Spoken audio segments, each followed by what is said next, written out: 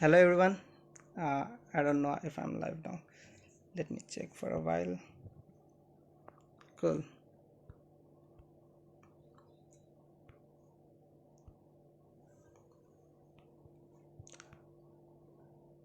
Hello everyone. I'm Aditya. I am power programmer at Infosys. मैंने hack with Infy पिछली बार दिया था last year और मैं उसमें टॉप 100 में आया था इन ग्लोबल रैंक राइट। और फिर मैं पुणे कैंपस गया, वहाँ पर मेरा 4 दिन का सेशन चला और वहाँ पे एक हैकाथॉन था 4 दिन का। उसमें मेरा इंटरव्यू हुआ और फिर मैं वहाँ पे सेलेक्ट हुआ। आज हम लोग डिस्कस कर रहे हैं कि पावर प्रोग्रामर बनने के लिए क्या क्या चीज़ें बहुत ज़रूरी है और किस किस चीज़ों पे हमें ध्यान देना चाहिए। उसके अलावा हम लोग कैसे अपने तैयारी को करें ताकि at the end of the day जब हम पावर प्रोग्रामर के टेक्निकल राउंड या इंटरव्यू के लिए बैठे तो फिर हम लोग सिलेक्ट रहे, कॉन्फिडेंट रहे। ओके, तो आई थिंक तुम लोग सबके पास अपना अपना क्वेश्चन होगा, तो तुम लोग अपना क्वेश्चन यहाँ कमेंट में डाल सकते हो। मैं तुम्हारा कमेंट्स पढ़ के तुम्हारा रिप्लाई कर सकता हूँ हर एक क्वेश्चन का। आई थिंक तुम लोग का कल फर्स्ट राउंड का पेपर है, शायद थर्ड ईयर वालों का हैक विद इन्फी का फर्स्ट राउंड का पेपर है। और और आई होप कि तुम लोग तैयारी कर लिया होगा पूरा। सो ओके, अभी हर कोई ज्वाइन हो रहा है। I think I should wait a little while.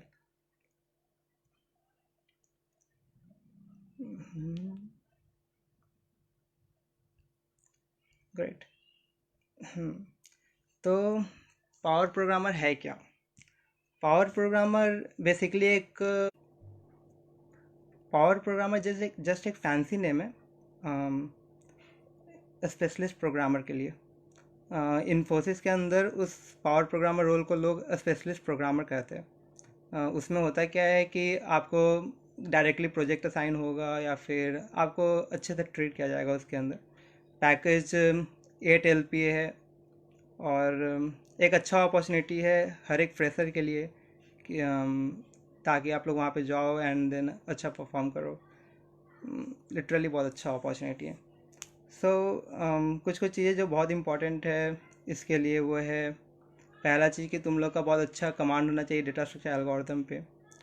फिर उसके बाद फिर तुम लोग सबको एक अच्छा कॉम्पिटिटिव प्रोग्रामिंग का बैकग्राउंड होना चाहिए। तो कल जिसका भी हैक विद इन्फी का टेस्ट है फर्स्ट राउंड, उसके लिए क्वेश्चंस फर्स्ट राउंड के लगभग इजी रहते हैं। नॉर्मली क्वेश्चंस होते हैं जैसे like array string manipulation, normal normal dynamic programming वगैरह या फिर रिकर्शन वगैरह और ये सब। और बाकी सेकेंड राउंड में थोड़े थोड़े लेवल हार्ड हो जाएंगे। फर्स्ट राउंड में आई थिंक 7,000 स्टूडेंट सेलेक्ट होंगे और उस 7,000 स्टूडेंट से सेकेंड राउंड में वो लोग उसमें से टॉप 100 निकालेंगे सेकेंड राउंड में। और टॉप 100 में वही टॉप 100 वो ग्रैंड फिनाले में पहुंचेंगे।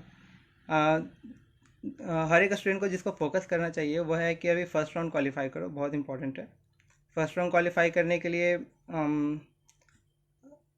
अभी तो तुम लोग का सबका तैयारी हो गया होगा आई थिंक फर्स्ट राउंड के लिए। और लेट्स सी कि तुम लोग कैसा परफॉर्म करते हो। किसी के पास कोई क्वेश्चन है अपना? किसी का कोई क्वेश्चन है वो अपने कमेंट बॉक्स में यहाँ पे लिख सकता है।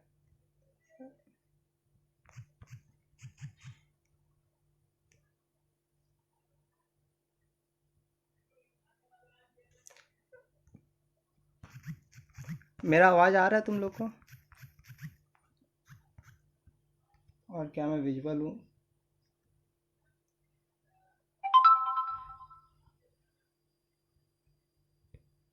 ओके, आई थिंक मेरा आवाज़ आ रहा है तुम लोग को।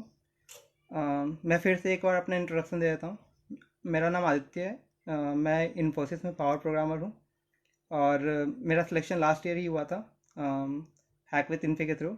और उसमें मैंने टोटल 3 राउंड दिए थे। मेरा फर्स्ट राउंड और सेकंड राउंड ऑनलाइन हुआ था जो कि कॉम्पिटिटिव कोडिंग राउंड था। और जो फाइनल राउंड था वो इंटरव्यू था बेसिकली। फाइनल राउंड जो था वो कैंपस में, पुणे कैंपस में ही, वहाँ पे एक रिटन राउंड हुआ था जो कि पेन एंड पेपर बेस्ड था। और फिर उसके बाद मेरा इंटरव्यू वहाँ पे हुआ। Okay, do we have to go with data structures only? Data structure and algorithm. Listen, first और सेकंड राउंड कंप्लीटली फोकस्ड होता है डेटा स्ट्रक्चर एंड एल्गोरिदम पे। तुम लोग को अगर कॉम्पिटिटिव कोडिंग थोड़ा सा किया होगा तो एक्सपीरियंस होगा उस बात का। Competitive coding in the sense like I think code chef, hacker earth, hacker rank, ये सब कुछ कुछ वेबसाइट्स है जो कि बहुत पॉपुलर है, उन लोग का तुम नाम सुने होगे। वहाँ पे क्या होता है कि तुम जाओ एंड देन वो लोग कंपटीशन ऑर्गेनाइज करते हैं। वैसा ही सेम सिमिलर कंपटीशन कल तुम लोग को फेस करना होगा राउंड वन में। उसमें 3 क्वेश्चन होंगे, तो वो तीनों क्वेश्चन लगभग डेटा स्ट्रक्चर्स एंड एल्गोरिदम्स के होंगे। लाइक फॉर एग्जांपल एक स्ट्रिंग दिया हुआ है, उस स्ट्रिंग पे कुछ मैनिपुलेशन करना है, या फिर उसके सारे कॉम्बिनेशन फाइंड करने हैं, या फिर उस स्ट्रिंग को चेक करना है कि वो पैलिंड्रोम है कि नहीं, या फिर और भी सिमिलर उस टाइप के क्वेश्चन। तो फर्स्ट राउंड के क्वेश्चंस लगभग इजी होंगे। और आई थिंक जितना भी तुम लोग अभी तक प्रैक्टिस करके करते आए हो questions like string, array, map, dictionary वगैरह, ये सब चीज़ जो टॉपिक्स अगर तुम पढ़े हो तो ये सब टॉपिक से ही रिलेटेड क्वेश्चन होंगे फर्स्ट राउंड में। और हाउ टू प्रिपेयर, राइट। अगर कल एग्ज़ाम है तब तो काफ़ी मतलब कि प्रिपरेशन हो चुका होगा आई थिंक। अगर तुम लोग ऐसा कि काफ़ी लंबे टाइम के लिए देख रहे हो तो प्रिपरेशन का जो शेड्यूल था मेरा कैसा था कि मैं सबसे पहले कॉम्पिटिटिव कोडिंग तरफ ध्यान दिया। मेरा डेटा स्ट्रक्चर एल्गोरिदम पहले स्ट्रॉन्ग किया। डेटा स्ट्रक्चर एल्गोरिदम मैं सारे सीनियर से सुनते आ रहा था कि बहुत इंपॉर्टेंट टॉपिक होता है, लाइक उसके बिना तुम्हारा इंटरव्यू मतलब कि काफ़ी फीका फीका जाएगा। तो डेटा स्ट्रक्चर एल्गोरिदम के लिए मैं कुछ कुछ वेबसाइट्स विजिट किया, जैसे obviously gigs for gigs, after academy, या फिर लाइक हैकर रैंक। और हैकर रैंक पे मैंने बहुत सारे क्वेश्चन सॉल्व किए। कोई एक पर्टिकुलर लैंग्वेज सेलेक्ट किया पहले तो।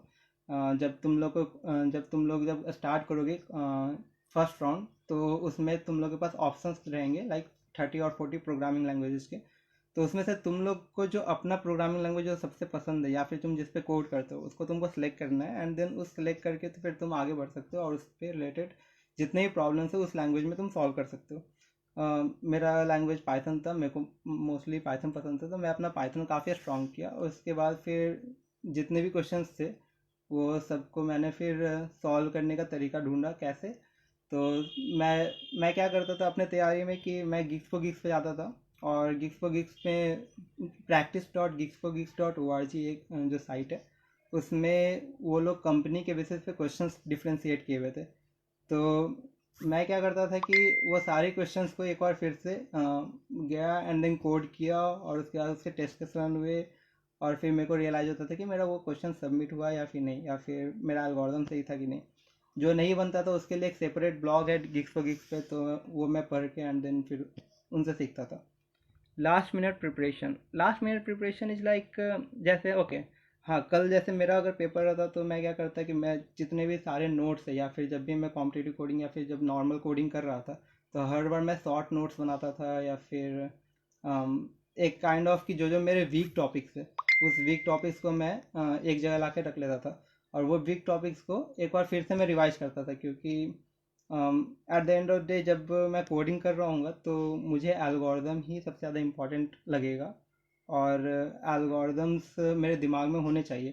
फॉर एग्जांपल बहुत सारे पॉपुलर एग्जांपल्स है, लाइक तुम लोग नाम सुनोगे डाइस्ट्रा, बेलमन फोर्ड, ये सब ग्राफ के एल्गोरिदम्स हैं। और ये सब एल्गोरिदम एक क्विक रिवीजन में फाइनल राउंड के पहले या फिर सेकंड राउंड के पहले करके ही बैठा था। तो आई थिंक लास्ट मिनट में तुम लोग को यही करना चाहिए कि जो भी तुम अभी तक पढ़े हो उसका सारा एक जो भी एक शॉर्ट नोट है, या फिर हर एक आदमी को पता होता है कि मेरा वीक टॉपिक क्या है। तो तुम वो वीक टॉपिक निकालो और एक बार फिर से उसको रिवीजन कर लो, या फिर काइंड ऑफ एक ब्रश अप कर लो, ताकि वो ताकि उसके उससे तुम गो थ्रू हो जाओ, राइट। तो फिर उस जब तुम राउंड पे बैठोगे, लाइक कॉम्पिटिटिव कोडिंग करने बैठोगे, तो उस समय तुम्हारे पास कॉन्फिडेंस होगा कि हाँ, इस तरह का क्वेश्चन तो अभी हम करेंटली पढ़े हैं, तो ऑब्वियसली हम उसको सॉल्व कर पाएंगे। वेल, और क्या, how to prepare, okay. Preparation काफ़ी नॉर्मल रखो, लाइक क्या कहते हैं, जैसे जब तुम कॉम्पिटिटिव कोडिंग जब भी तुम राउंड देने बैठो, लाइक फर्स्ट राउंड जब तुम्हारा है कल, उस देने बैठो, तो ऐसा कि टाइम एक फैक्टर होता है वहाँ पे। और टाइम के साथ एक एल्गोरिदम जो तुम बना रहे हो या फिर जो तुम कोड कर रहे हो, वो उसका कॉम्प्लेक्सिटी, उसका एनालिसिस करना, वो भी काफ़ी इंपॉर्टेंट होता है। लेकिन जो सबसे ज़्यादा इंपॉर्टेंट होता है वो ये है कि तुमको नर्वस नहीं होना है। ठीक है। प्रिपरेशन के टाइम पे जब तुम पढ़ रहे थे तो ऑब्वियसली तुम फ्री माइंडेड होकर पढ़ रहे थे, और उसी फ्री माइंडेड से तुमको कोडिंग भी करना है। ठीक है। अगर तुम नर्वस हुए तो यू नो मेरे साथ तो ये प्रॉब्लम है कि जब भी मैं नर्वस होता हूँ तो मेरा एल्गोरिदम्स या फिर जो भी क्वेश्चन सॉल्व कर रहे हैं वो भी बिगड़ जाता है, एंड देन फिर मैं काफ़ी ज़्यादा टाइम लेने लगता हूँ उस प्रॉब्लम को सॉल्व करने में। सो काम होके आराम से उस हर एक क्वेश्चन को पढ़ना है। क्वेश्चंस काफ़ी बड़े बड़े हो सकते हैं क्योंकि वो लोग प्रॉब्लम स्टेटमेंट काफ़ी बड़ा देते हैं, तो प्रॉब्लम स्टेटमेंट, उतने बड़े प्रॉब्लम स्टेटमेंट को पढ़ने के लिए टाइम लगता है। तो जब तुम पढ़ रहे हो प्रॉब्लम स्टेटमेंट तो एक बार में ही अच्छे से पढ़ो, ताकि एक बार में समझ आए, सैम्पल टेस्ट केस को अच्छे से समझो, उसके बाद फिर तुम प्रॉब्लम में डाइव इन करो। Right. Do I need to have command on dynamic programming for round one? Round one के लिए बहुत ज़्यादा कमांड नहीं चाहिए डायनेमिक प्रोग्रामिंग के लिए, क्योंकि आई थिंक कि जब हम लोग का जब राउंड वन था लास्ट ईयर, तो वो लगभग इजी था। आई डोंट थिंक कि डायनेमिक प्रोग्रामिंग के कोई क्वेश्चंस थे। अगर हो सकते हैं डायनेमिक प्रोग्रामिंग तो लाइक फैक्टोरियल, फिबोनाची का प्रोग्राम को बोलेगा ऑप्टिमाइज करो, इस लेवल का डायनेमिक प्रोग्रामिंग का क्वेश्चन आ सकता है। लेकिन अगर अच्छे लेवल का डायनेमिक प्रोग्रामिंग का क्वेश्चन का बात करें तो आई डोंट थिंक कि वो सेकंड राउंड में देगा। सो फर्स्ट राउंड के लिए लगभग नॉर्मल तैयारी आई थिंक काफ़ी होगा। वैसे भी फर्स्ट राउंड में 7,000 स्टूडेंट्स को सिलेक्ट कर रहा है, तो आई थिंक कि तुम लोग का सिलेक्शन का काफ़ी ज़्यादा चांस है। Does marks of example like AMCAT और hack with affect much if I didn't score good? I didn't understand the question. Does marks of exams like AMCAT? Okay, AMCAT के एग्जाम्स हैक विद इन्फी को affect नहीं करेंगे। Like तुम AMCAT में कैसा perform किया, AMCAT में आई थिंक एमकेट के टेस्ट के टाइम में तुम्हारे पास एप्टीट्यूड और रीजनिंग भी होता है, जो कि हैक विद इन्फी में फर्स्ट राउंड में नहीं होता है। सिर्फ 3 प्रोग्रामिंग के क्वेश्चन होते हैं। और अगर तुम हैक विद इन्फी में स्कोर करने का सोच रहे हो तो आई थिंक कि तुम लोग के पास 3 प्रॉब्लम मिलेगा, और मोस्ट प्रॉब्ली 2 घंटे मिलते हैं या फिर शायद 3 घंटे मिलते हैं, मेरे को याद नहीं। बट तुम्हारे पास इनफ टाइम होगा, तुम वो तीनों क्वेश्चन को अच्छे से पढ़ के सॉल्व कर सकोगे फर्स्ट राउंड के लिए। तो हर एक क्वेश्चन को बिना नर्वस हुए पढ़ो और उसके बाद उसको सॉल्व करो। आ जाएगा, अच्छा नंबर आ जाएगा। बस ये ध्यान रखना कि सारे टेस्ट केसेस पास होते रहे। लाइक सॉल्यूशन से ज़्यादा जब तुम कंपाइल करोगे, रन करोगे, तो उसमें नंबर ऑफ़ टेस्ट केसेस होंगे, वो सारे पास होने ज़रूरी है। और मोस्ट प्रोबेबली अगर 3 क्वेश्चन है उसमें, तो मान के चलो कि 2 क्वेश्चन सबमिट होने चाहिए at least total. Sir all the questions would be the same level और डिफरेंट? नहीं, तीनों क्वेश्चन सेम लेवल के नहीं होते। फर्स्ट क्वेश्चन बहुत इजी होता है, सेकंड थोड़ा मीडियम, एंड थर्ड थोड़ा हार्ड। वो लोग इस तरह से ही प्रॉब्लम्स को रखते हैं। लेकिन बहुत बार क्या होता है, मेरा तो first second third easy medium hard की तरह से हम इसको डिनोट कर सकते हैं। लेकिन मेरे फ्रेंड्स का क्या हुआ था कि उनका काफ़ी रैंडम ऑर्डर में आया था। लेकिन ऑब्वियसली तीनों का डिफ़िकल्टी एक जैसा नहीं होगा, थोड़ा सा अप डाउन हो सकता है। In campus placement, okay, along with data structure do we need to focus on operating systems also? Hack with Infy के फर्स्ट और सेकंड राउंड के लिए ये कॉम्पिटिटिव राउंड है, तो इसमें सिर्फ डेटा स्ट्रक्चर एल्गोरिदम का ही वो टेस्ट लेते हैं। इंटरव्यू में जब तुम जाओगे तो इंटरव्यू में ऑपरेटिंग सिस्टम्स और नेटवर्किंग और डेटा स्ट्रक्चर, DBMS, ये तीनों सब्जेक्ट का वो लोग ये तीनों सब्जेक्ट से वो लोग क्वेश्चन पूछेंगे। और इंटरव्यू के टाइम में ये सब होगा, लेकिन अभी सिर्फ डेटा स्ट्रक्चर एल्गोरिदम पे सिर्फ कॉम्पिटिटिव कोडिंग के तरह का क्वेश्चन आएगा जिस पे तुम लोग को सॉल्व करना है। Okay, Deepanshu said in campus placement. Okay, campus placement में आई डोंट नो, एमकेट में अच्छा परफॉर्म करो, बट ऐसा है कि जब कंपनी रिक्रूट करने आती है हमारे यहाँ, तो वो अपना टेस्ट लेती है, और अपना टेस्ट लेने के बाद वो अपने पैरामीटर्स पे जज करती है कि तुम कैसे हो। तो एमकेट और हैकविथ इनफी को अफेक्ट नहीं करेगा तुम्हारे कैंपस प्लेसमेंट को। तो ये बिल्कुल सेपरेट चीज़ है। हालांकि हैक विद इन्फे अफेक्ट करेगा इन्फोसिस के प्लेसमेंट को, बट इन्फोसिस जब कॉलेज में आएगी रिक्रूट करने तो वो मैटर नहीं करेगा। ओके, इसी बात और क्वेश्चन है। ओके, हाउ टू प्रिपेयर, चलो मैं हाउ टू प्रिपेयर एक बार फिर से मैं बताता हूँ। प्रिपरेशन का स्ट्रैटी होना चाहिए। लाइक अगर हम प्रिपरेशन आज स्टार्ट कर रहे हैं कल के पेपर के लिए, और मेरे पास पहले से कुछ नॉलेज है डेटा स्ट्रक्चर एल्गोरिथम का, तो मैं क्या करूँगा कि सबसे पहले तो मैं समझूंगा कि जो मेरा टेस्ट होने वाला है वो शायद हैकर रैंक पे होने वाला है, तो हैकर रैंक का प्लेटफॉर्म कैसा है और उस प्लेटफॉर्म पे क्वेश्चंस कैसे रहते हैं। तो मैं एक ईजी सा क्वेश्चन उठाऊंगा और उस ईजी से क्वेश्चन को सॉल्व करूंगा कि हैकर रैंक के प्लेटफॉर्म से मैं ये हो जाऊँ, लाइक ऐसा उससे एक बार रूबरू हो जाऊँ। उसके बाद मैं क्या करूँगा कि मैं जो भी like array, strings, link list, tag, Q, ये सब जो टॉपिक्स है उन टॉपिक्स से रिलेटेड दो दो क्वेश्चन एटलीस्ट सॉल्व कर लूँगा, ताकि मुझे कॉन्फिडेंस आ जाए कि ये सब काम कैसे करता है। और जिस लैंग्वेज पे मैं कोड कर रहा हूँ उस लैंग्वेज से रिलेटेड कुछ कुछ चीज़ें, लाइक मैं C++ पे कोड कर रहा हूँ तो STL लाइब्रेरी के रिलेटेड जितने भी लाइक फंक्शंस है या फिर शॉर्टकट्स है वो सब एक बार ध्यान में रख लूँगा, क्योंकि जब भी कॉम्पिटिटिव कोडिंग का टाइम आता है तो डायरेक्ट इंपोर्ट करना ज़्यादा बेटर होता है खुद का ये बनाने से। लाइक अगर तुम सॉर्टिंग करना है तुम्हें तो तुम सॉर्ट फंक्शन खुद का बना सकते हो, चाहे तुम सॉर्ट फंक्शन प्रोग्रामिंग लैंग्वेज का खुद का यूज कर सकते हो। लाइक C++ में STL के अंदर सॉर्ट है, या फिर पाइथन में भी डायरेक्ट सॉर्ट एक फंक्शन है, तो वो यूज कर सकते हो। तो कॉम्पिटिटिव कोडिंग में हमेशा ये यूजफुल होता है कि तुम इनबिल्ट फंक्शंस यूज करो, ताकि तुमको उसको टाइप करने में ज़्यादा टाइम ना लगे। ठीक है, तो वो सब एक बार गो थ्रू हो जाओ। उसके बाद फिर जब तुम रिवीजन करने ही बैठे हो तो जितने भी एल्गोरिदम्स है उसको एक बार फिर से गो थ्रू होकर और फिर उन पे एक बार फिर से सॉल्व कर लो उससे रिलेटेड एक एक problem. Okay, other question, practising on HackerRank is enough, should I refer other platforms to?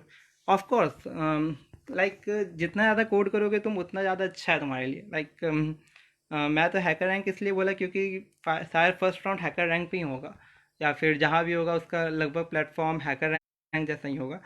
But अच्छे प्लेटफॉर्म्स है लाइक कोडशेफ या फिर हैकर अर्थ या फिर टॉप कोडर, ये सब काफ़ी अच्छे अच्छे प्लेटफॉर्म है जहाँ पे तुम जाके कोड कर सकते हो प्रैक्टिस के लिए। लाइक हैक विद इन्फी एक टेस्ट है जो कि तुम निकालना चाहते हो, लेकिन हैक विद इन्फी जैसा बहुत सारा टेस्ट होता है जो कि हर कंपनी लेती है। लाइक तुम लोग नाम सुने होंगे सब सारे कंपनी का, गूगल, फेसबुक, माइक्रोसॉफ्ट, ये सारी कंपनी अपना अपना टेस्ट लेती है। तो इन सब की तैयारी के लिए ऑब्वियसली तुम बहुत सारे वेबसाइट्स रेफर कर सकते हो जहाँ पे इससे रिलेटेड क्वेश्चन होंगे, हर एक प्रोग्रामिंग लॉजिक से related. Okay, sir do we have to go with data structures only? या obviously data structure and algorithms के थ्रू तुम जाओ आयुष। ओके, और देखो कि algorithms in the sense like data structure क्या है। डेटा स्ट्रक्चर तुम अपने डेटा को कैसे रिप्रेजेंट करते हो, कैसे स्ट्रक्चर करते हो, ये डेटा स्ट्रक्चर है। लेकिन एल्गोरिदम्स का मतलब ये है कि तुम उस डेटा को कैसे यूज कर रहे हो ताकि तुम मीनिंगफुल इन्फॉर्मेशन या फिर जो तुम्हारा डिजायर्ड आउटपुट है वो तुम लेके आओ। तो उसके लिए एल्गोरिदम्स ही काफ़ी इंपॉर्टेंट है हर एक प्रॉब्लम को सॉल्व करने के लिए।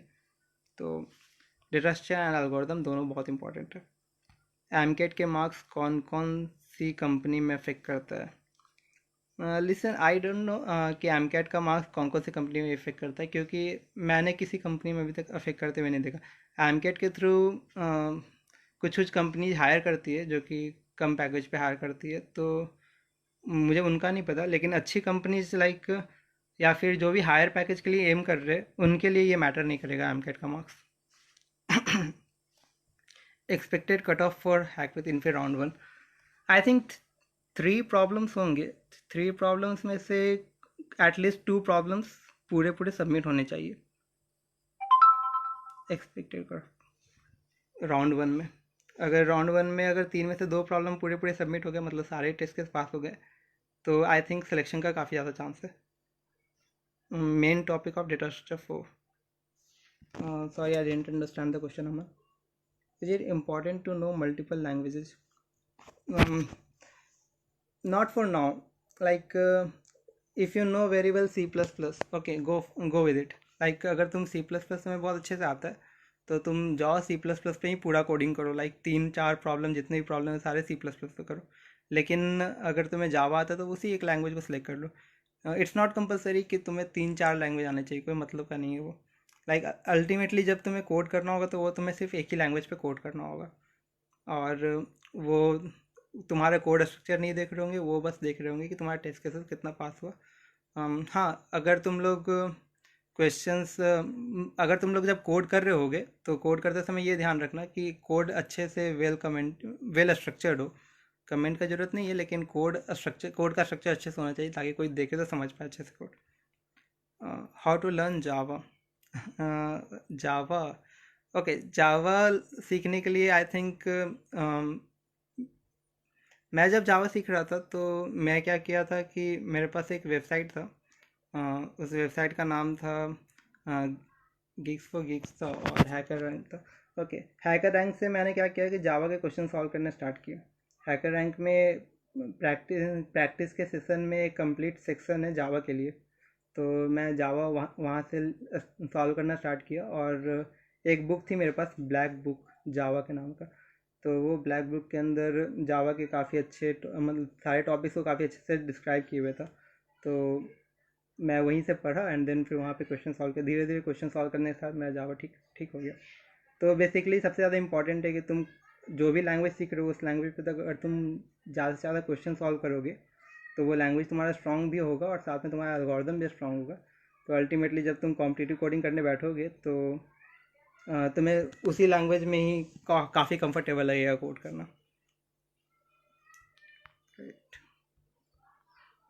Okay, anyone have more questions?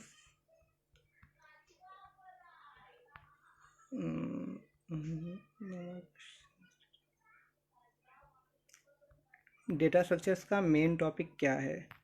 Data structure में सारे टॉपिक्स काफ़ी मेन है। Data structures like I think data structure में लिटरली सारे टॉपिक मेन है, क्योंकि जब भी तुम्हारे पास क्वेश्चन आता है तो वो क्वेश्चंस का क्या होता है कि हर एक क्वेश्चन जो तुमको दिया जाता है वो उसमें एक स्टोरी रहता है। उस स्टोरी से ज़रूरी नहीं है कि तुम एक पार्टिकुलर डेटा स्ट्रक्चर का टॉपिक ही यूज करो। लाइक मेरे को लग रहा है कि इस क्वेश्चन में स्टैक यूज करना ज़्यादा प्रेफरेबल होगा। जब मैं स्टैक यूज किया तो मेरे को टाइम लिमिट एरर आया, मतलब कि ऑब्वियसली बहुत ज़्यादा टाइम लग रहा था। तो फिर मैं रियलाइज़ किया कि नहीं, मैं डायरेक्ट एरो यूज करके कर सकता हूँ, तो मैं एरो यूज कर लिया। तो इसका मतलब ये है कि डेटा स्ट्रक्चर के सारे टॉपिक काफ़ी इंपॉर्टेंट है। ओके, सारे तुम जितना चाहो उतना कवर कर सकते हो। कुछ higher order topics like trie या फिर आर्बिट्री, आई डोंट थिंक ये सब टॉपिक काफ़ी ज़्यादा इंपॉर्टेंट है। बट जितने भी basic topics like array, stack, link list, queue, W link list, tree, graph, ये सब टॉपिक करना चाहिए। Okay, what will be the parameters to which our code will be marked? सबसे पहला पैरामीटर तो वही है कि तुम्हारा कोड को सही होना चाहिए, ताकि तुम्हारा सारा सैम्पल टेस्ट केस सबमिट चल पाए और फिर तुम्हारे जितने भी टेस्ट केसेस है वो सबमिट हो पाए। तो कोड को तो पहले सही होना चाहिए। जब तुम्हारा कोड सही हो गया, लाइक अगर तुम्हारे पास टाइम है, तुम तीनों क्वेश्चन बना के बैठ गए हो, तो आई थिंक कि तुमको जो अपना कोड है उसको वेल स्ट्रक्चर करके सबमिट करना चाहिए। वेल स्ट्रक्चर मतलब अच्छे से इंडेंटेड, या फिर स्पेस या फिर वाइट स्पेस का अच्छे से यूज करना, या फिर लाइक वेरिएबल्स का नाम ठीक ठाक रखना। ये where to learn data structure and algorithm and where to practice. Okay, data structure algorithm सीखना स्टार्ट तो कहीं कभी कर सकते हैं। और कहाँ से करना है, आई डोंट थिंक, लाइक मैं गिग्स पर पढ़ा था काफ़ी ज़्यादा। गिग्स में डेटा स्ट्रक्चर काफ़ी अच्छे से दिया हुआ है। और मतलब एक सीरियलाइज वे में नहीं दिया हुआ, बट ऐसा है कि एक नॉर्मल से मैं बुक उठाया एल्गोरिदम के लिए, और उसके बाद फिर उस बुक में जितने भी टॉपिक्स लिखे हुए थे मैं हर एक टॉपिक के थ्रू को गो थ्रू किया और उसको फिर डायरेक्ट गिग्स पे रेफ़र किया। तो मुझे सीरियल वे में मेरे को आइडिया मिला कि ओके, क्या चीज़ मेरे को पहले पढ़ना था, क्या चीज़ मेरे को बाद में पढ़ना था, कौन सा चीज़ किस पे डिपेंडेंट है। और फिर उसके वैसे ही मैं डेटा स्ट्रक्चर किया। एल्गोरिदम्स धीरे धीरे प्रैक्टिस के साथ आया। एल्गोरिदम जितना भी ज़्यादा तुम क्वेश्चन सॉल्व करोगे, तुमको रियलाइज़ होगा कि ओके, एक क्वेश्चन को सॉल्व करने के लिए बहुत सारे अप्रोचेज निकलते हैं, लाइक और उसके बाद फिर कौन सा अप्रोच सबसे बेस्ट है ये तुमको थोड़ा प्रैक्टिस से ही आएगा। तो प्रैक्टिस करना सबसे ज़्यादा इम्पॉर्टेंट है, और वो तुम hacker rank, CodeChef, top coder कहीं से कर सकते हो। लाइक हर एक प्लेटफॉर्म सब अच्छा है। कुछ कुछ प्लेटफॉर्म लाइक कोडशेफ काफ़ी अच्छा है, जहाँ पे तुम जाकर और कॉम्पिटिटिव वे में तुम ये कर सकते हो डेटा का प्रैक्टिस, और वहाँ पे काफ़ी सारे स्टूडेंट्स होंगे तो एक कंपटीशन का इन्वॉल्वमेंट होता है। Best platform to learn Python, okay. Python बहुत बड़ा टॉपिक नहीं है, लेकिन पाइथन सीखने के लिए सबसे अच्छा है कि तुम हैकर रैंक की कैटेगरी चैलेंज में जाओ। उस कैटेगरी चैलेंज में पूरा एक पाइथन का सेक्शन है, और कोई वीडियो लेक्चर वगैरह रेफ़र कर लो जिसमें तुम पूरा पाइथन का ये दिया हो। यूट्यूब पे काफ़ी सारे वीडियो लेक्चर मिल जाएंगे तुमको पाइथन के, जो कि कंप्लीट A to Z दिया हुआ रहेगा। तुम वहाँ से वीडियो लेक्चर देख के एंड देन फिर स्टार्ट कर सकते हो। अगर तुम्हारे पास एल्गोरिदम का नॉलेज अच्छा है तो फिर लैंग्वेज स्विच करना या फिर लैंग्वेज पूरा शुरुआत से स्टार्ट करना काफ़ी इजी पड़ेगा। लेकिन अगर तुम पहली बार ही प्रोग्रामिंग टच कर रहे हो तो उसके लिए पहले लैंग्वेज स्ट्रॉन्ग करो, तो C++ सबसे पहले स्ट्रॉन्ग करो, उसके बाद फिर पाइथन या जावा। और पाइथन अगर पढ़ रहे हो या फिर पाइथन ही सिलेक्ट किए हो तो फिर पाइथन के लिए तुम हैकर रैंक पे साइट पे जाओ और वहाँ पे जाके सारे प्रॉब्लम्स को सॉल्व करो।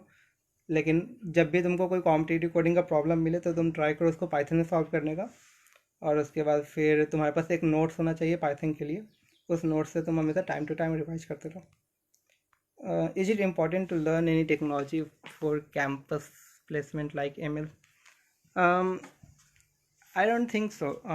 Like machine learning, website development, Android development, ये सब चीज़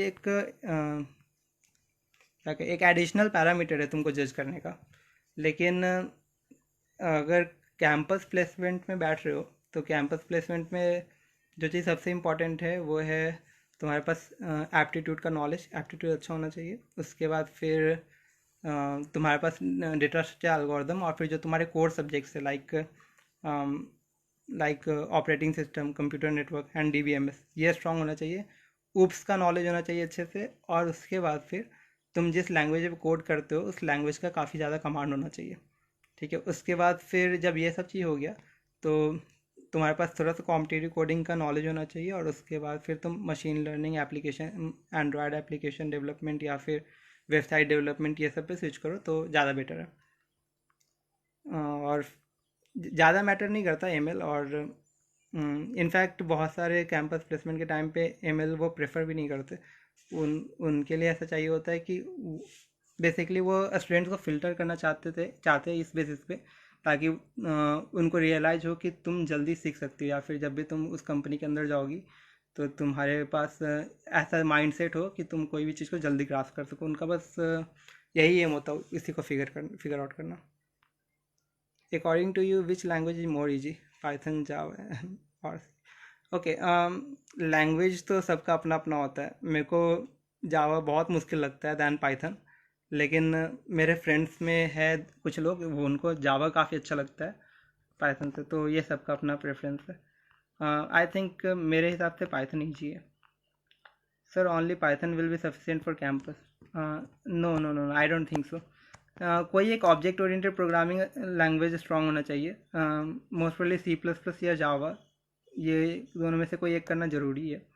क्योंकि पाइथन देखा जाए तो पाइथन ठीक है, सफिशिएंट है, तुम कोड कर सकती हो, लेकिन C++ या जावा थोड़ा अंदर का नॉलेज देता है, लाइक कि मेमोरी कॉम्प्लेक्सिटी या फिर कुछ कुछ और भी कॉम्प्लेक्सिटी होती है जो तुमको लैंग्वेज C++ और जावा प्रोवाइड करता है।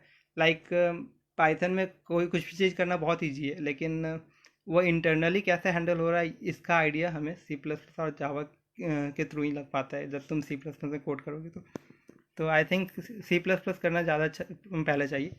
पाइथन ठीक है, पाइथन एक अच्छा फैक्टर है, बट C++ या जावा में से कोई एक आना चाहिए मेरे हिसाब से। ओके, आई एम सॉरी, मेरा आवाज़ नहीं आ रहा क्या किसी को?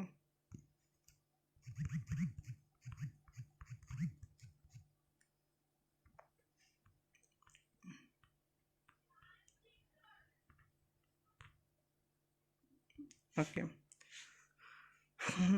6 सेम के बाद जो ब्रेक मिलता है उसमें जो ट्रेनिंग करना है वो किस पर करना चाहिए? अगर तुम कंप्यूटर साइंस बैकग्राउंड से हो तो फिर तुम किसी भी लाइक किसी भी कंपनी से इंटर्नशिप कर सकते हो, या फिर तुम ट्रेनिंग करना है तो तुम कहीं भी अच्छे जगह से ट्रेनिंग ले सकते हो। लेकिन जो ट्रेनिंग वो तुम ट्रेनिंग तुम अपने लाइक अगर मैं अपना बात करूँ तो मैं ट्रेनिंग किया था वेब डेवलपमेंट पे, जो कि जैंगो में था। तो सबका अपना प्रेफरेंस होता है ट्रेनिंग का, क्योंकि जो तुम ट्रेनिंग कर रहे हो वो फिर तुम एम करो कि जो पार्टिकुलर टेक्नोलॉजी में तुमको इंटरेस्ट, लाइक किसी को डेवऑप्स में बहुत इंटरेस्ट है, तो उसको अपने ट्रेनिंग के लिए जो चीज़ ढूंढना चाहिए वो डेवऑप्स से रिलेटेड ही टॉपिक ढूंढना चाहिए। इसलिए सबका अपना अपना ट्रेनिंग का ये होता है, मतलब अपने अपने हिसाब से लोग सोचते हैं कि उनके लिए क्या प्रेफरेबल है, या फिर कहाँ कहाँ उनको जाना है, उनको कौन सा बैकग्राउंड पसंद है। सो ये खुद का चॉइस होना चाहिए, I think. Python has a rich library as compared to other languages. Does that affect the scoring? No, no, no, no. Scoring को कोई अफेक्ट नहीं करेगा। तुम्हारा बस तुम जो कोड कर रही हो वो कोड सही होना चाहिए। बाकी जब तुम्हारा कोड वो सही होगा तो ऑब्वियसली वो इंटरनल टेस्ट केस चलेंगे, तुम्हें स्कोर मिल जाएगा फुल। पाइथन या जावा या सी प्लस प्लस से फ़र्क नहीं पड़ता, इसलिए वहाँ पे वो लोग काफ़ी सारे लैंग्वेज दे के रखते हैं, ताकि ताकि तुम जिस लैंग्वेज से भी कंफर्टेबल हो तुम उसी में कोड कर सको। Sir how was your first round experience? मेरा फर्स्ट राउंड का एक्सपीरियंस काफ़ी अच्छा था। हालांकि मेरे से 2.5 क्वेश्चंस बने थे, लाइक 2 क्वेश्चन बन गए थे पूरे, एंड जो थर्ड क्वेश्चन था उसके अराउंड 50% और 60% ही टेस्ट के पास हो पाए थे। बट फर्स्ट राउंड के क्वेश्चन मेरे को रिलेटिवली बहुत ईजी लगे थे दैन सेकेंड राउंड का क्वेश्चन काफ़ी टफ था, मेरे को पूरे 3 घंटे लगे और सेकेंड राउंड में, और फिर फाइनली सेकेंड राउंड के सारे क्वेश्चंस बन पाए। काफ़ी अच्छा एक्सपीरियंस था, मज़ा आएगा जब तुम बैठोगे फर्स्ट राउंड देने। और ये बस याद रखना कि किसी का कोड कॉपी मत करना कहीं से, या फिर अगर कहीं से कोड या आंसर मिल गया तो वो कॉपी मत करना, क्योंकि अंदर अंदर ये लोग प्लेगरिज्म चेक लगाते हैं। प्लेगरिज्म चेक मतलब कि तुम्हारे जैसा सिमिलर कोड अगर उनको मिल गया तो वो तुमको डिस्क्वालीफाई मार्क कर सकते हैं। Okay. Number of internships affect the college placement? नहीं, नहीं, नहीं, कॉलेज प्लेसमेंट जब भी कंपनी रिक्रूट करने आती है तो वो नंबर ऑफ़ इंटर्नशिप्स देख के तुमको हायर कर सकती है, लाइक तुम्हारे पास एक्सपीरियंस है इतना ज़्यादा, तो वो एक प्लस पॉइंट होता है। वो इंटरव्यू टू इंटरव्यू डिपेंड करेगा, तुम्हारा इंटरव्यू भी अच्छा जाना चाहिए उसके लिए। तो अगर तुम्हारे पास 4-5 इंटर्नशिप है या फिर एक ही इंटर्नशिप है तो आई थिंक ज़्यादा फ़र्क नहीं करेगा दोनों में। हालांकि तुम्हारा इंटरव्यू तुम इट्स ये कम्प्लीटली डिपेंड करेगा कि तुम अपना इंटरव्यू को कैसे ड्राइव कर पा रही हो। How are projects are evaluated in interview? Projects कैसे इवेल्यूएट होते हैं? ओके, वो लोग सिंपली जैसे हैक विद इन्फी का जो मेरा फाइनल राउंड था उसमें जो मेरा इंटरव्यू हुआ था उसमें मेरे प्रोजेक्ट्स रिलेटेड वो कम से कम 40 to 50 मिनट्स डिस्कशन चला था मेरा। मेरा एक प्रोजेक्ट था ग्रामरली से रिलेटेड, जिसमें कि ग्रामरली तुम लोग को पता होगा, तो वैसा ही सिमिलर एक साइट बनाया था मैं भी, और उस पर काफ़ी देर डिस्कशन चला था उसके आर्किटेक्चर को लेके, उसका वर्किंग फंक्शनैलिटी को लेके, और लाइक वो आइडिया कहाँ से डेवलप किया मैंने, ये सब चीज़ें। तो इंटरव्यू में प्रोजेक्ट्स ऐसे ही पूछे जाते हैं कि वो बेसिकली वो तुम्हारा प्रोजेक्ट्स देखते नहीं है खोल के कि कोड स्ट्रक्चर दिखाओ मुझे, बट वो जानना चाहते हैं कि जो तुम किए वो तुम्हारा खुद का है या फिर किसी और का, और तुम कितना कॉन्फिडेंट हो जो तुम किए हो, और वो तुम्हारे हिसाब से कितना अच्छा है। Okay, is it important to learn C plus plus before learning Python? I think so. मतलब अगर देखा जाए तो एथिकल वे में अगर सीखना है तो सी प्लस प्लस पहले सीखना चाहिए, उसके बाद फिर पाइथन। लेकिन लोग डायरेक्ट पाइथन पे भी जंप करते हैं, तो आई थिंक कि सी प्लस प्लस पहले सीखना चाहिए, क्योंकि सी प्लस प्लस एक अच्छा कमांड या फिर एक अच्छा बैकग्राउंड दे देता है कि कोड के अंदर क्या हो रहा है, या फिर मेमोरी के अंदर क्या हो रहा है, कैसे कोई चीज़ प्लेस हो रहा है, हीप के अंदर कैसे जा रहा है, स्टैक के अंदर कैसे जा रहा है। तो पहले सी प्लस प्लस सीखना चाहिए मेरे हिसाब से। Can we learn data structure in Python? या श्योर, अगर कोई एक पार्टिकुलर लैंग्वेज पे कमांड अच्छा है तो बिल्कुल पाइथन पे भी डेटा स्ट्रक्चर सीखना ही चाहिए। इनफैक्ट पाइथन के पास काफ़ी अच्छा सपोर्ट है डेटा स्ट्रक्चर के लिए। वो लोग काफ़ी सारे लाइब्रेरी बना के रखे, डायरेक्ट लाइक हीप है, स्टैक है, वो तुम डायरेक्ट इंपोर्ट कर सकती हो। लेकिन खुद का बेसिकली डेटा स्ट्रक्चर सीखना मतलब क्या कि खुद का अपना डेटा स्ट्रक्चर बनाना, लाइक स्टैक हमको खुद से कैसे इम्प्लीमेंट करना है, या फिर हमको ट्री कैसे खुद से इम्प्लीमेंट करना है। Sir kindly explain the whole placement process. I don't think किसका, हैक विद इन्फी का। अगर हैक विद इन्फी का बात करें तो लाइक 3 राउंड्स होंगे तुम्हारे। फर्स्ट राउंड तुम्हारा अभी कल है, सेकंड राउंड फिर टॉप 7000 जो सिलेक्ट होंगे फर्स्ट राउंड में उनको सेकंड राउंड में प्रमोट किया जाएगा। सेकंड राउंड में लाइक 3000 स्टूडेंट को शायद सेलेक्ट करते हैं, 3000 स्टूडेंट्स को सिलेक्ट करते हैं इंटरव्यू के लिए। पावर प्रोग्रामर के लिए टॉप 200 को सिलेक्ट करते हैं इंटरव्यू के लिए, और उस टॉप 200 में तुम्हारा इंटरव्यू होगा और फिर तुम्हें मतलब जॉब मिलेगा। और टॉप 3000 में का भी इंटरव्यू होता है, तो उनका ACS के लिए इंटरव्यू होता है, सिस्टम इंजीनियर स्पेशलिस्ट के लिए।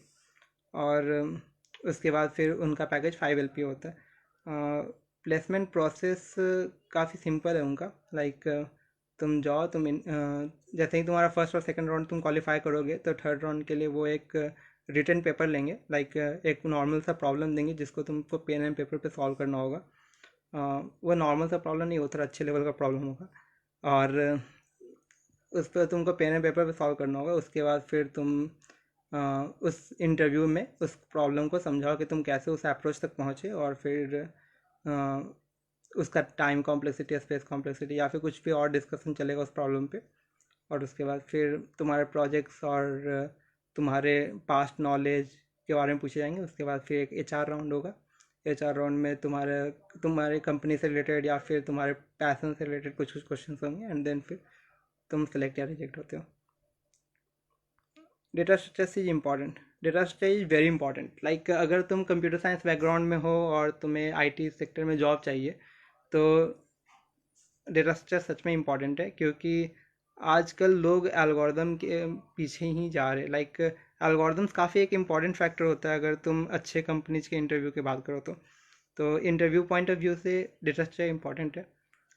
जब तुम कंपनी के अंदर घुस जाते हो तो फिर वहाँ पे तुम्हारे पास बहुत सारे प्रोजेक्ट होते हैं करने के लिए, और उस प्रोजेक्ट में तुम्हारे पास बहुत सारे फ्रेमवर्क्स पे काम करना होता है। तो उस समय फिर डेटा स्ट्रक्चर बहुत ज़्यादा इंपॉर्टेंट नहीं लगता, लेकिन अभी के लिए बहुत इंपॉर्टेंट है तुम्हें अच्छा जॉब के लिए।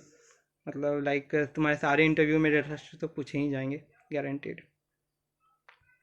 Okay, Python HTML library. आप कौन से कंपनी में हो सर? अभी मैं इन्फोसिस में ही जा रहा हूँ करेंटली।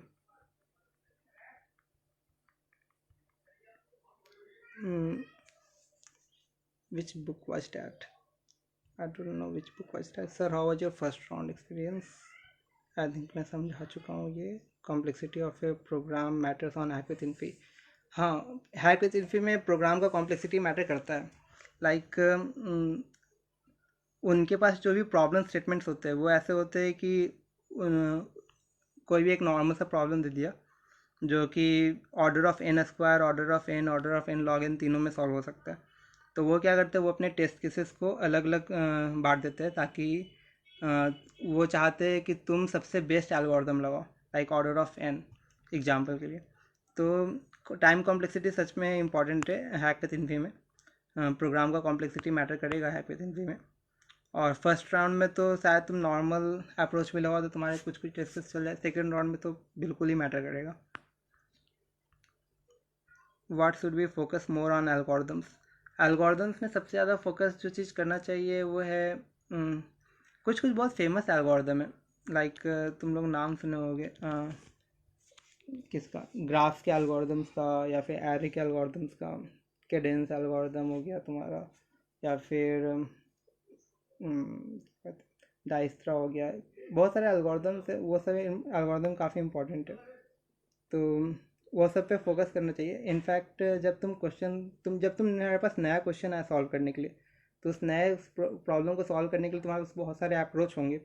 उस अप्रोच को समझना ही एल्गोरिदम है, और वो जो बहुत सारे अप्रोच तुम लगा रहे हो उस प्रॉब्लम को सॉल्व करने के लिए, वही एल्गोरिदम कहलाता है। तो प्रैक्टिस के साथ आ जाता है, उसमें कुछ बहुत ज़्यादा फोकस नहीं करना, बस ये चीज़ ध्यान रखना कि प्रैक्टिस काफ़ी ज़्यादा रहे। Sir only Python will be sufficient for campus. Okay, एडा CN DS DBMS में अच्छी कमांड कैसे बनाए? ओके, ये सब जो है सारे कोर सब्जेक्ट्स है। आई थिंक एडा एडा तो एल्गोरिदम डिजाइन ही हो गया पूरा। तो उस एडा के लिए सबसे बेस्ट है कि एडा की जो बुक्स है उसमें कुछ कुछ एल्गोरिदम्स कैसे काम करते वो दिया हुआ है, तो वो तुम बुक रेफर करो। उसके बाद फिर उसको तुम रियल में कोड करके देखो, लाइक हर एक प्रॉब्लम को तुम कोड करो। लाइक जैसे मान लो कि तुम्हारे पास एवियल ट्री है, तो एवियल ट्री को तुम पढ़े होगे कि AVL tree self balancing tree होता है, उसको कैसे बैलेंस करते हैं या फिर वो कैसे काम कर रहा होता है। ठीक है, तो वो वर्क वाइज सब पता पता चल जाए तो उसको फिर तुम चाहो कि तुम खुद के अपने लैपटॉप में कोड करो। जब तुम उसको कोड कर पाए तो फिर तुम्हें वो टॉपिक अच्छे से क्लियर होगा। तो एडा तो लाइक एडा के लिए पढ़ो और फिर कोड करो, पढ़ो और कोड करो, इस तरह का अप्रोच फॉलो करो। कंप्यूटर नेटवर्क ओएस और डीवीएमएस, कंप्यूटर नेटवर्क और ओएस ये दोनों सब्जेक्ट जो है इसके लिए थोड़ा थ्योरेटिकल नॉलेज चाहिए, और कंप्यूटर नेटवर्क और ओएस के लिए लिटरली सही में थ्योरेटिकल नॉलेज चाहिए। और बस जो भी अच्छे बुक्स उठा सको वहाँ से रेफर करो, कोई अच्छा वीडियो लेक्चर हो या फिर कोई अच्छे टीचर हो उनसे पढ़ो, ये ज़्यादा बेटर होगा ओएस और सीएन के लिए। डीवीएमएस के लिए एसक्यूएल पे प्रैक्टिस करो। एसक्यूएल तो काफ़ी इंपॉर्टेंट है, लाइक सब कोई पढ़ा ही होगा SQL interview point of view से। तो डीवीएमएस के लिए आराम से एसक्यूएल पे प्रैक्टिस करो, अपना खुद का एक टॉम कैट सर्वर बनाओ या फिर अपाचे सर्वर बनाओ और उस पर एक एसक्यूएल डाउनलोड करो और उसी एसक्यूएल पे आराम से कुछ कुछ कमांड्स लिख के अपना प्रैक्टिस करते रहो। इनफैक्ट हैकर रैंक पे एसक्यूएल का भी सेक्शन है, तुम वहाँ से भी प्रैक्टिस कर सकते हो। उसके अलावा डीबीएमएस में बहुत सारे अलग अलग टॉपिक्स है, लाइक कैसे कोई क्वेरी को मैनिपुलेट करते हैं या फिर कैसे हम क्वेरी को रजिस्टर करते हैं या फिर हम एक फंक्शन बनाते हैं, एक व्यू बनाते हैं। तो ये सब बहुत सारा थ्योरेटिकल टॉपिक है, तो उसको बुक से करना ज़्यादा बेटर है। Best source for this subjects, okay. Subject in subject के लिए जो अच्छा सोर्स होगा डीबीएमएस के लिए, आई थिंक डीबीएमएस के लिए मैं लिटरली आरजीपीवी के बुक से पढ़ा था। और उसके बाद फिर वहाँ पे एक गेट का बुक था, या फिर मेरे को याद है गेट का डीबीएमएस का बुक था, उससे पढ़ा था। और उसके बाद फिर मैं एसक्यूएल पे प्रैक्टिस किया था। और ओएस और सीएन, सीएन के लिए मेरे को बहुत अच्छे टीचर मिले थे, लेकिन फिर भी अगर किसी को कंप्यूटर नेटवर्क पढ़ना है तो वो कहीं अच्छे जगह से वीडियो लेक्चर या फिर कोई एक अच्छा बुक उठा सकता है। मैं सीएन पढ़ा था रविंद्र बाबू से, तुम लोग नाम सुने होगे तो। और ओएस के लिए खुद से बुक से ही पढ़ना ज़्यादा बेटर होता है मेरे हिसाब से। एडा के लिए प्रैक्टिस करो आराम से लैपटॉप खोल के जम के। सर आपने कौन सी ऑर्गेनाइजेशन से वेब डेवलपमेंट की ट्रेनिंग करी थी?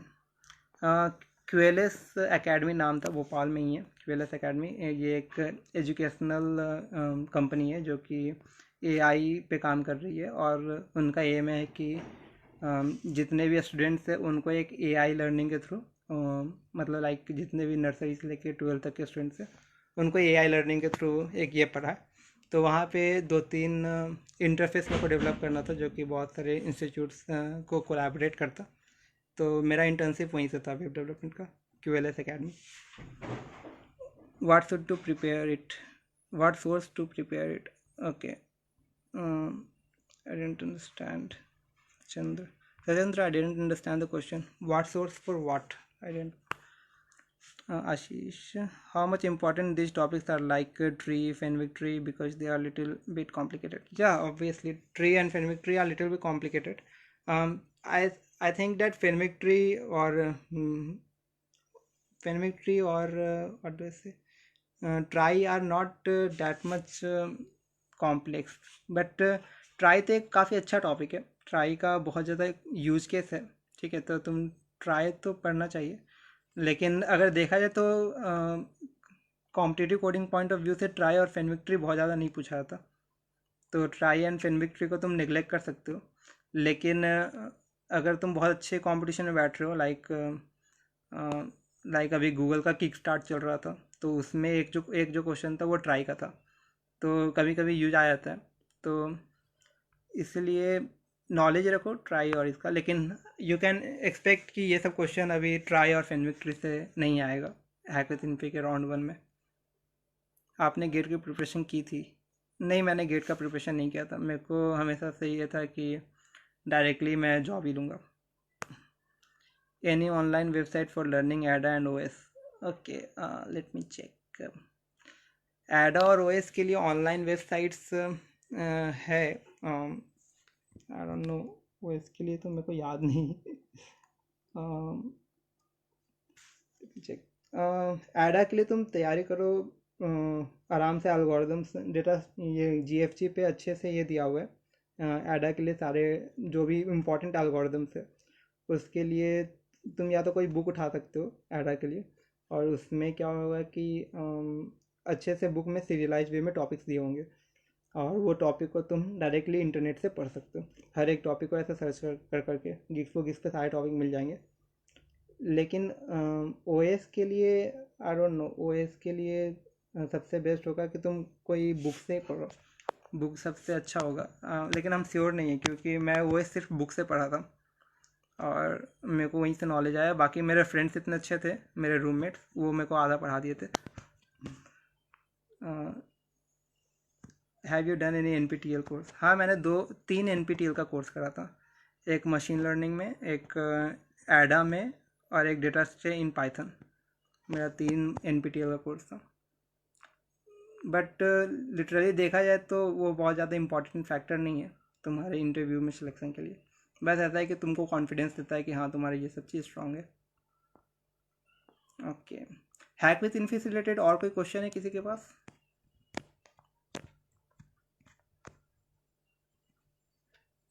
अगर हैक विथ इन्फी में कैसा तैयारी करना है और कैसा पैरामीटर को, sir non CSC IT students की प्रिपरेशन के लिए मोस्टली किस टॉपिक पर फोकस करना चाहिए? हाँ राइट, जो नॉन सीएससी स्टूडेंट्स है उनके लिए बस 4 सब्जेक्ट्स है जो कि काफ़ी ज़्यादा फोकस करना चाहिए उनको। कंप्यूटर नेटवर्क, ऑपरेटिंग सिस्टम और डीवीएमएस, ये 3 सब्जेक्ट्स उनको पढ़ना चाहिए, भले आप सीएस के ना हो। क्योंकि ये तीनों सब्जेक्ट कंप्यूटर, अगर आप फिर आईटी कंपनी में आ रहे हैं तो ये तीनों सब्जेक्ट काफ़ी मैटर करता है। और उसके बाद फिर कोडिंग स्ट्रांग होना चाहिए। कोडिंग स्ट्रांग मतलब कि तुम मेडे वेबसाइट्स पे जाओ और वहाँ पे जाके कोड करो, और इधर उधर कंपटीशन। तो जैसे मैं अभी भी कोड शेप पे सॉल्व करते रहता हूँ प्रॉब्लम, लेकिन एलएनसीटी या फिर और भी दूसरे कॉलेज के मेरे को जूनियर्स दिखते हैं जो कि काफ़ी अच्छा परफॉर्म करते हैं। तो बस एक अच्छा कंपटीशन का ये आता है। तो कॉम्पिटिटिव वे में अगर तुम सॉल्व कर रहे हो, एक कोड कर रहे हो, तो तुम्हारे पास कॉन्फिडेंस भी आएगा अंदर से, थोड़ा सा ये भी रहेगा, जुनून भी रहेगा उस क्वेश्चन को सॉल्व करने का। तो जो भी नॉन सी एस स्टूडेंट्स हैं उनके लिए भी और जो सी एस स्टूडेंट्स हैं उनके लिए भी कोडिंग करना बहुत इंपॉर्टेंट है। लाइक वेबसाइट पे जाकर तुम कोड करो, और उसके बाद फिर तुम 3 सब्जेक्ट्स बस ध्यान में रखो, एडा, सी एन और O S, D B M S and O S. Okay sir, non C S C I T student, okay, what are the important topics for placement in DBMS and data structure? Important topics तो सभी होते हैं, जितने भी basic topics है वो सारे important है। लेकिन DBMS में बात करें तो जैसे मेरे से जो क्वेश्चन पूछा गया था, मैं पहले 2-3 इंटरव्यू में बैठ चुका था, उसके बाद फिर मैं लास्टली इन्फोसिस के इंटरव्यू में बैठा था। तो मेरे से 2 इंटरव्यू में जो क्वेश्चन पूछा गया था वो था इससे रिलेटेड, व्यू से रिलेटेड और ज्वाइन से रिलेटेड DBMS में। और एक खुद का टेबल बनाना या फिर खुद का एक ER डायग्राम बनाना, उस ER डायग्राम को कम्प्लीटली कन्वर्ट करना एक पर्टिकुलर टेबल के स्ट्रक्चर में, और उसके बाद फिर एक कोई नॉर्मल सा सिस्टम दे दिया गया और उसके लिए मेरे को खुद से टेबल डिज़ाइन करना था, खुद से उन टेबल्स के लिए कॉलम्स और रोज डिज़ाइन करने थे। तो ये इस तरह का क्वेश्चन आता है DBMS में, तो उस तरह के ही क्वेश्चन पे फोकस करो। और डेटा स्ट्रक्चर के लिए तो नॉलेज आ जाएगा जब तुम खुद से कोडिंग करने बैठोगे।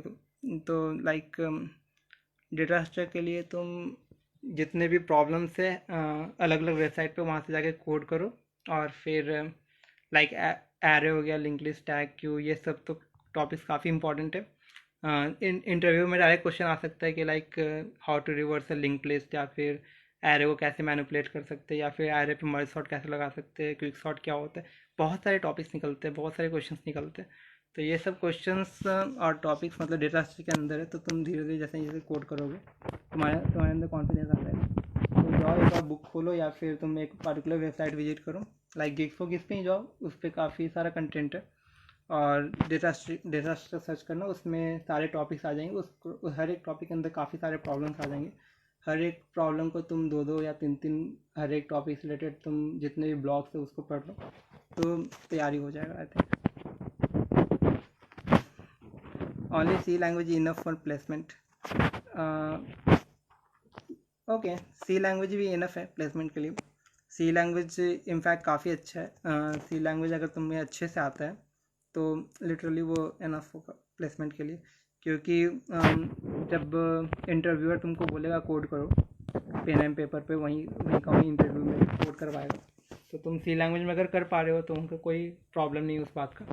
और लेकिन एक चीज़ है, लाइक उप्स का जो कॉन्सेप्ट है वो सी में नहीं है, तो उप्स के लिए तुम्हें अलग से सी प्लस प्लस पढ़ना होगा थोड़ा सा, क्योंकि उप्स एक बहुत इंपॉर्टेंट टॉपिक है, तो उप्स के लिए सी प्लस प्लस अच्छे से पढ़ना होगा। Tips for hacker in round 1,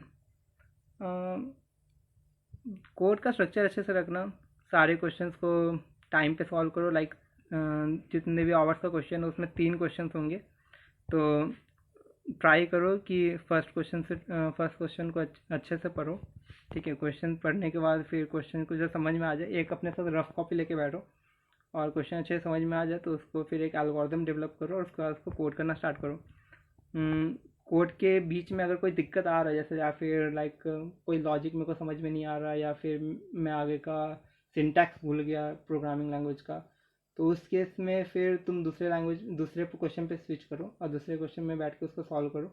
तब तक में थोड़ा सा आइडिया आ जाएगा कि मैं क्या मिस कर रहा था उस क्वेश्चन में, क्योंकि ये मेरे साथ बहुत बार हुआ है कि जब भी मैं फर्स्ट क्वेश्चन या फिर कोई सी पार्टिकुलर प्रॉब्लम को सॉल्व कर रहा हूँ उसमें मेरा कोई आइडिया नहीं आता, लेकिन फिर जब मैं स्विच करता हूँ सेकंड क्वेश्चन पे, तो फिर रियलाइज़ होता है कि अच्छा ये क्वेश्चन ऐसे ही बन सकता था, या फिर ये चीज़ मैं मिस कर रहा था। तो उसके बाद फिर ऐसे करके तुम तीनों क्वेश्चन सॉल्व करो, ट्राई करो कि टाइम के अंदर सारे क्वेश्चंस को ये करो, और फिर कोड का स्ट्रक्चर अच्छे से होना चाहिए, लाइक अच्छे से वेल इंडेंटेड कोड होना चाहिए, कमेंट्स बहुत ज़्यादा इंपॉर्टेंट नहीं है।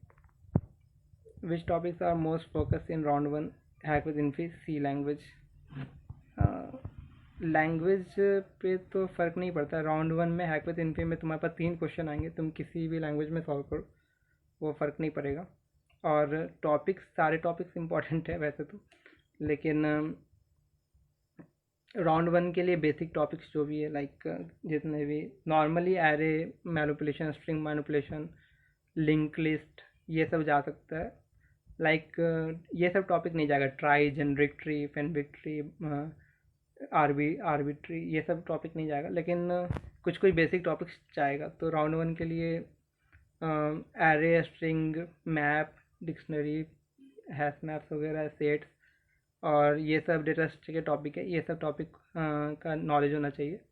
और फिर तुम्हारे पास एक थोड़ा सा नॉलेज होना चाहिए, लाइक जब तुम रियल में तुम हैकर रैंक या फिर हैकर पे कोड करते हो, तो जिस तरह का इन्वायरमेंट मिलता है उस तरह का इन्वायरमेंट का नॉलेज होना चाहिए, लाइक टेस्ट केस क्या होता है, फिर टेस्ट केस कैसे काम करता है, या फिर कितने टेस्ट केस पास हो रहे, जब जो नहीं पास हो रहे वो क्यों नहीं पास हो रहे, उसमें टाइम लिमिट आ रहा है या रॉन्ग आंसर आ रहा है या फिर मेमोरी लिमिट आ रहा है, ठीक है। तुम्हारे पास जब वो तुम आधा मतलब जो सैम्पल टेस्ट केस पास नहीं हुए उनके लिए तुमको क्या चेंज करना होगा जाके वो सैम्पल टेस्ट केस पास हो, राइट। तो उसके लिए तुम क्या कर सकते हो, लाइक मान लो टाइम लिमिट आ रहा है, ठीक है, तो मतलब क्या कि तुम्हारा जो कोड लिखा हुआ वो सही है, लेकिन वो एफिशिएंट कोड नहीं है, राइट। एफिशिएंट कोड मतलब कि अगर हमको सॉर्टिंग करना है कोई भी एक एरे को, तो हम क्या कर सकते हैं, हम बबल सॉर्ट लगा सकते हैं। तो बबल सॉर्ट हो सकता है टाइम लिमिट दे दे, क्योंकि बबल सॉर्ट का time complexity order of n square है, ठीक है। लेकिन हम उसकी जगह पे अगर मर्ज सॉर्ट लगाए तो वो हो सकता है टाइम लिमिट ना दे, क्योंकि वो ज़्यादा एफिशिएंट सॉर्टिंग टेक्निक है, तो n log n में वो सॉर्ट कर दिया, तब मेरा सैम्पल टेस्ट पास हो गया, जो पिछले वाले एल्गोरिथम में नहीं हो रहा था। तो इस तरह का मतलब ये होना चाहिए एल्गोरिथम, मतलब क्या कहते हैं सैम्पल टेस्ट केस पास करने का तरीका। मेमोरी लिमिट आना मतलब कि तुम बहुत ज़्यादा मेमोरी यूज कर रहे हो, वो चाहता है कि तुमको कम मेमोरी में तुमको उस प्रॉब्लम को सॉल्व करना है।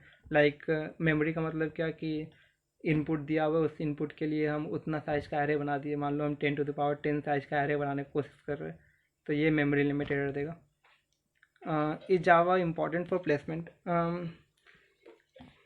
आई डोंट नो, मैं अपने रिज्यूमे में जावा नहीं लिखा था। मैं अपने रिज्यूमे में सी प्लस प्लस और पाइथन लिखा था, और वही वही काफ़ी था आई थिंक। लेकिन जावा इंपॉर्टेंट है अगर तुम्हारे पास कोई भी और लैंग्वेज का नॉलेज नहीं है ज़्यादा, तो सी प्लस प्लस जावा या सी प्लस प्लस पाइथन या सी और जावा या फिर सी पाइथन सी प्लस प्लस, कोई भी कॉम्बिनेशन तुम ले सकते हो दो का। और फिर वो आना चाहिए। लाइक जावा है इम्पॉर्टेंट, लेकिन अगर तुमको पाइथन अच्छे से आता है या फिर सी प्लस प्लस अच्छे से आता है तो ठीक है, तुम उसको थोड़ा सा छोड़ सकते हो। Okay, any more questions?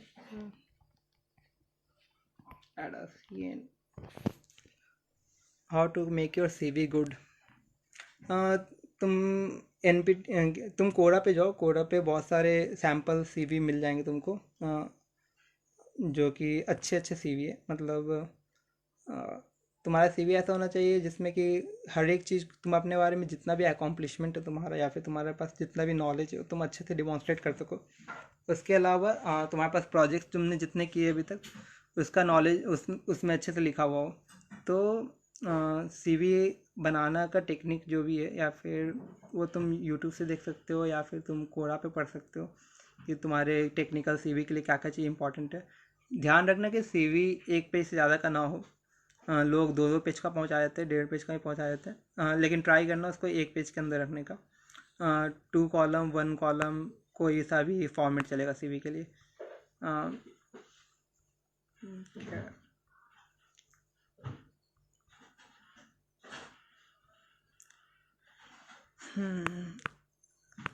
I think कि सबके क्वेश्चंस हो गए। I am not seeing any new question now. ठीक है, अभी ऐसे भी लॉकडाउन का टाइम चल रहा है, तो आई आई रिकमेंड कि सबको अपने घर में रहो। 21 डेज़ का लॉकडाउन है, जो कि काफ़ी ज़्यादा टाइम होता है।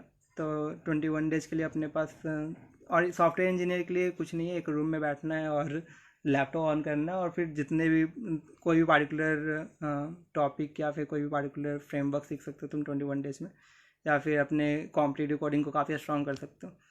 तो आई थिंक घर बैठो, मस्त दिन भर कोडिंग करो। और कोई काम नहीं करो, बस मस्त। It is important to make any project. Important तो है प्रोजेक्ट बनाना, वैसे भी कॉलेज तुम्हें फोर्स करेगा कि तुम्हें 1 या 2 प्रोजेक्ट माइनर या मेजर कुछ सबमिट करो। और वैसे भी तुम्हारे इंटरव्यू पॉइंट ऑफ व्यू से जब तुम अपना सीवी उनको फॉरवर्ड करते हो, तो वो लोग के पास क्वेश्चंस होते हैं।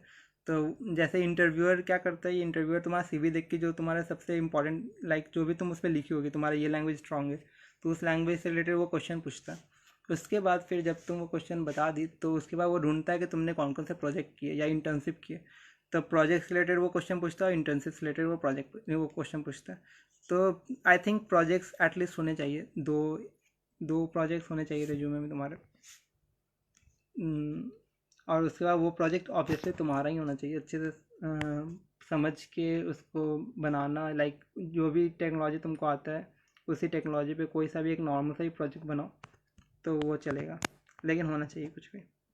इन all 3 programs how many test से important to pass to qualify round 1? तीनों प्रोग्राम में सभी टेस्ट केस वैसे तो काफ़ी इंपॉर्टेंट है, लेकिन एटलीस्ट ट्राई करना कि 3 में से 2 प्रॉब्लम अच्छे से सबमिट हो पाए पूरे पूरे, राइट।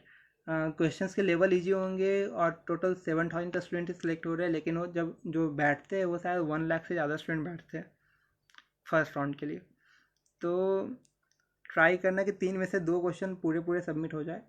और 2 क्वेश्चन पूरे सबमिट होने का मतलब कि उसके सारे सैम्पल टेस्ट चल जाए, राइट। लाइक फर्स्ट क्वेश्चन है, फर्स्ट क्वेश्चन में मान लो 20 या 15 सैम्पल टेस्ट केसेस, तो वो सारे चल जाए। सेकंड क्वेश्चन में भी अगर 15-20 है तो वो सारे चल जाए। फिर थर्ड क्वेश्चन में जितने चल सके तुमसे, या फिर कोई सा भी 2 क्वेश्चन एटलीस्ट होना चाहिए, तो तुम गारंटीड रहोगे कि हाँ तुम्हारा फर्स्ट राउंड शायद निकलने के चांस है।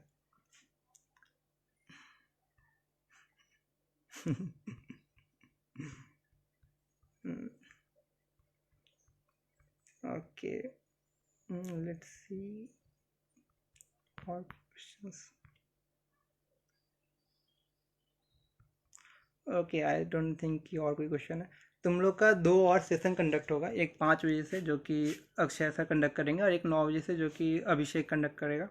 तो तुम्हारे पास और भी जितने भी क्वेश्चन हो वो दिमाग में रख लो, वो तुम अपने नेक्स्ट सेशन में पूछ सकते हो।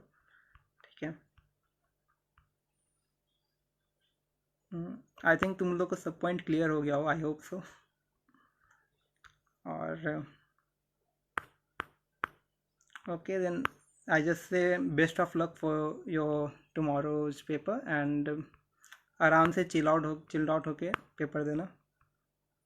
फर्स्ट पेपर ऐसे भी इजी होगा, तो कोई लोड नहीं लेना है ज़्यादा। आराम से सॉल्व करना, जितने भी क्वेश्चन बने अच्छा है, उसके बाद फिर रिजल्ट का वेट करो सिंपली। यही कि पावर प्रोग्रामर एक बहुत अच्छा अपॉर्चुनिटी है तुम लोग के लिए, जितने भी स्टूडेंट्स हो उनके लिए। तो ट्राई करो कि तुम पावर प्रोग्रामर टॉप 200 में आ सको, और बस फिर मिलते हैं हम लोग। ठीक है, चलो फिर, I think I should leave now. I wish you all the best, bye.